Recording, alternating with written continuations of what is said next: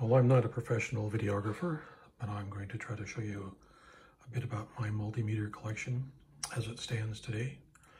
I'm going to start right here with this special little guy. And this special little guy is a Fluke number 77. It is the same age as my 43-year-old youngest daughter. It has been with me a long time and it still works and it still meets specifications. Hard to beat that. I paid $100 for it. Brand new. With what they call the holster, the rubber protector, and a lead set. Next is a Fluke 28-2, which is the IP67 version of the Fluke 87.5. The 87.5 and the 28-2 have identical specifications, but the difference is quite remarkable in their size and weight. When I'm done with this portion of the video, I'll come back and actually lay them both down and let you take a look. Some of the illuminated displays are timing out now, so if they blink off, I'll try to bring it back up. The other thing is that some of these displays still have the protective coatings on them. And that protective coating really plays havoc with the video and how dark they look and how pronounced the LCD contrast is. Moving over to, by the way, we should discuss that original 77 Fluke is a 4,000 count meter, means it'll display 3.99.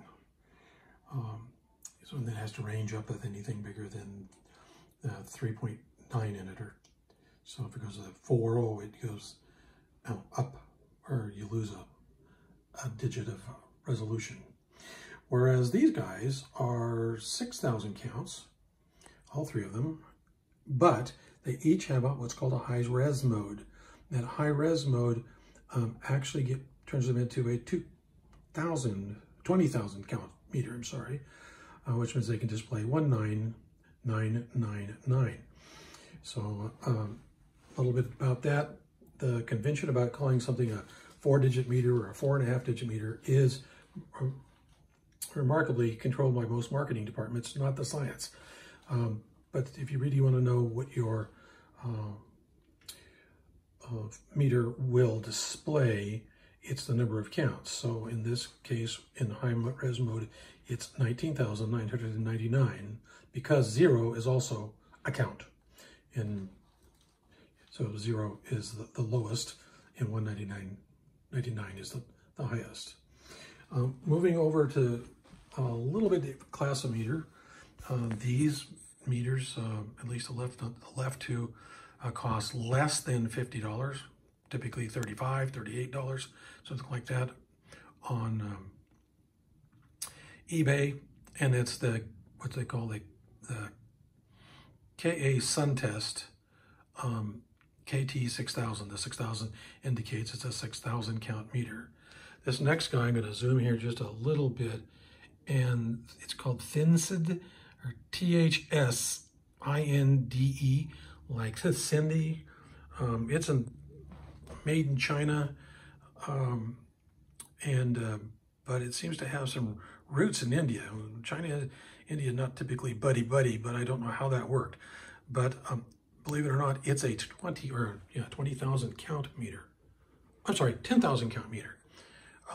The one next to it is only a 6,000 count meter, but it is a environmental meter. It measures ambient temperature. It has photoreceptor to measure the lux measurement of light intensities. So if you wanted to know, how much light are your fluorescent tubes putting out, are they aging, stuff like that. And then it has the typical DMM stuff, including frequency and amps, continuity, diode test, volts, AC and DC. And so it's not a little bad little meter, and I think it was $55 or something like that. It has, when you turn on the illumination, you also get the illumination for the plugs that you should be using for that measurement, which I think is really clever. And I think that's because electrical engineers aren't the only people that are going to use this kind of a meter. Some other people just need to know stuff. Gaffers would be great, you know, in a movie set or something like that. The ASUN test does not have that bad of display. I have not taken the film off the LCDs yet. Now we're going to shift gears into way different meters. I'm going to start with one of my favorites. I'm trying to block the overhead lights. The display on this Uni-T 181A is just phenomenal. This is the low-level display, and then I'll turn it up. And so it'll go both directions. It is a logging meter. It can take any of its measurements, and you can tell it how many times a minute to make those measurements, and it'll record it. It has software that came with it that you can hook it up to a computer and capture that images and turn it into graphs. It'll even graph on screen. So it is a full graphing meter. You're going to see several of those here. Not all of them can capture their data internally, but this one can. Roughly 50,000 count measurements before the memory fills up. The next one to it is one of the most rugged meters made in the world today, by my opinion. And let me turn on the light. This is a Brymen, and it is commonly known as the 869S. BM stands for Brymen Meter 869S. Extremely robust, and in the DC mode, instead of having a shift gears from 50,000 counts, it shifts to 500,000 counts and DC volts. So you can get down into the tenths of microvolts for resolution and setting BIOS on certain kinds of circuitry and whatnot. I'll come back out of that now into the normal mode. Now it's a simple 50,000 count meter. I failed to mention that the Uni-T is a full 60,000 count meter. It's the highest count meter on the desk today. And it has very good specs, but not as good as the Fluke 289, which is only a 50,000 count meter. Moving over to Mastech, Mastech is generally thought of as a very low cost meter offering, but this is a 50,000 count Mastech. What it does not have is temperature. All the other meters here have a temperature measurement capability, usually from well below freezing to into the up to and even suppresses 1,000 degrees Fahrenheit and even 1,000 degrees centigrade on some of them. Very clear, very legible. I like the display on this particular meter. This meter is for sale, and I'm going to be selling it for well under its wholesale price. Like its normal wholesale price is about $160, and I've got this on for sale for just $100 with a case and so on and so forth. It also comes with a USB cord, and in the top of it is a USB aperture, and you can record messages with your PC. Nothing for the Mac, but just for the PC. So it is a logging meter, but it needs a computer to read the logging. The next one is a Fluke 189. This is a 5,000 count meter. It has your traditional rotary switch to select your functions. It's got the film still on this, and this is about a 10-year or maybe a 12-year-old meter. It's very well cared for, and it stays here. This is not one I'm selling. So it's got a lot of really nifty features and really good specs. It just timed out. So let's see if we can bring it alive here. Yep, there it is with its light. And again, that film really screws up the contrast. So right next to it is a similar aged 189 without the film. You can see what a tremendous display these guys have. They're just awesome. one of my favorite meters. Not perhaps as robust as the Brymen BM869s, but it is a meter that has the Fluke's auto hold, it's called touch hold, and it is really a neat selling point to me. You can, it's kind of hands off. If you need to measure a power rail or something like that, you can hit your eyes and both hands on the connectors. Don't worry about, looking at the meter. When you hear your beep, you look back over and the measurement's frozen for you. Where most meter holes just hold the display as it is. It's not an active part of the measurement system. So that's one of the things that attracted me to my original Fluke 77. All the yellow Flukes you see here have this, and only one of the non-Flukes has this measurement capability. So my 289, which I consider to be my big gun, has gone to sleep. Let's see if I can wake it up. If it has an issue, it's the fact that it's actually boots its microprocessor. It has an LCD screen that is dot matrix. Don't remember the dot pitch right now, but it is so it does text and stuff very nicely rather than the traditional LCD multi-segment style displays that have their messages, their text pre-formatted on the lens of the LCD material. This actually can draw lines, things like that. So like the first of these high-end meters, the Uni-T 181A, this does graphing. It's 50,000 points of logged data in it. And it also has computer software that you can do very long dating because you're not limited by the memory inside the unit. The second to the last meter here is a real interesting meter. I'm going to turn it on before I move the picture over there. And it's an auto-ranging 50,000 count meter with a very nice display. And the interesting thing about this is it's also a single channel oscilloscope. Now, it's not the kind of oscilloscope you'd use for design, but if you're checking a waveform on an inverter or something like that, or you've got a multi-phase motor that you need to look at just one winding and it's, see if it's being overreactive or whatever, it is there, and it goes up to, I think, 20 megahertz. So very good. And of course, it's a full 50 count, 50,000 count DVM, or digital multimeter. And so it's called a QRMS and multimeter and oscilloscope by its trade name. The trade name is CEM. It's an Indian company. I've had two CEM meters. The other one I gave away as a gift. And they're very, very rugged. They've been insensitive to electrostatic discharge and things like that. Got some meters over here telling me they're going to go off in a minute. I don't mean like a bomb, but I mean they're going to shut themselves off.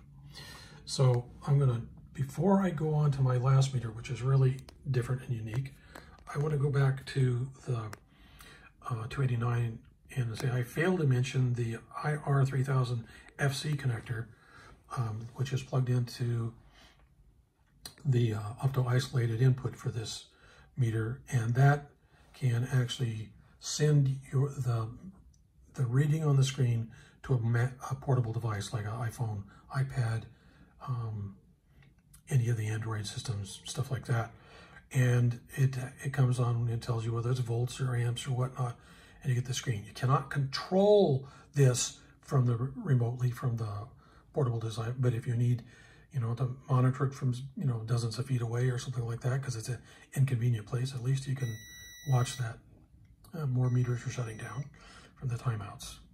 So last but not least, a real different kind of beast. It's the handheld oscilloscope, but built into it, and I'll try to reach down here and make the buttons go around while holding the camera.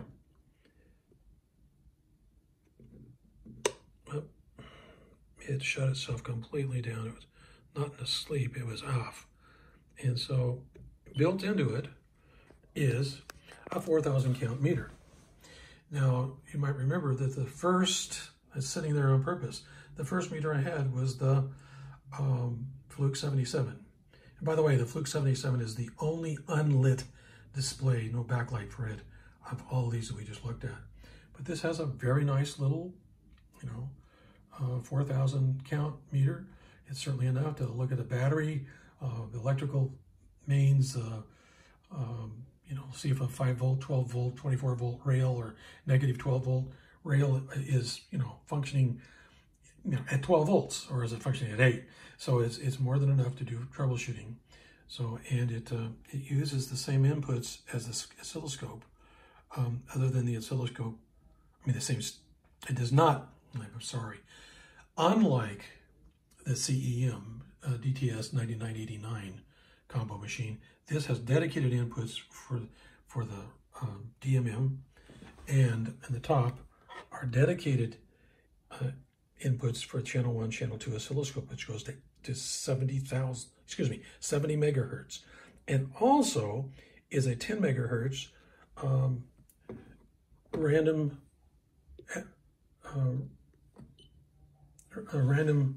function generator. So you can square wave, sine wave, control the amplitude, control the shape, including ramps, square waves, pulses, sine waves, and then program them to be, have different deformities and stuff in the wave, so that it's a true random function generator. And it's got just kind of an interesting keyboard and whatnot. I've used it to look at some radio equipment and things like that. Works just dandy. I mean, it's not a 350 megahertz what's it, but it's a darn good little troubleshooting device. This device kind of lets you look at the squiggle on the line. It's not really a measurement tool, but what I would call a characterization tool, where this guy is a true 70 megahertz oscilloscope. Its resolution is more affected by your eyesight than it is the electronics. So that's the Steve's multimeters as it stands right now. There's all of them together. The only one that's missing is the the CEM 3393, which was a 40,000 point meter with built-in logging that I donated to a friend's electronics bench. He needed it very badly, and he's really seems to be appreciating it. So most of these, all of these have some sort of case, except one 87.5 or 87V, these guys right here, and one of my 189s. Actually, it's this one. So, but they travel with me. I have a couple dedicated to my RV.